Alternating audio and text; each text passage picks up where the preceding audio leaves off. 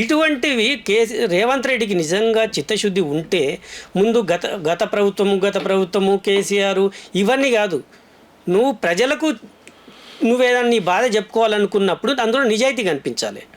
ముందు మా ఎమ్మెల్యేలు ఎవ్వరు 6 నెలల పాటు మేము జీతాలు తీసుకోము అని చెప్పేసి ఒక ప్రకటన ఇవ్వండి.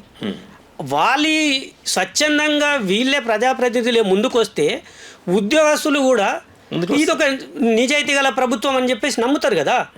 నీలో నిజాయితీ లేనప్పుడు ఉద్యోగాలు వాళ్ళ డిమాండ్లు వాళ్ళ కోరికలు ఎందుకు అంచుకోవాలి?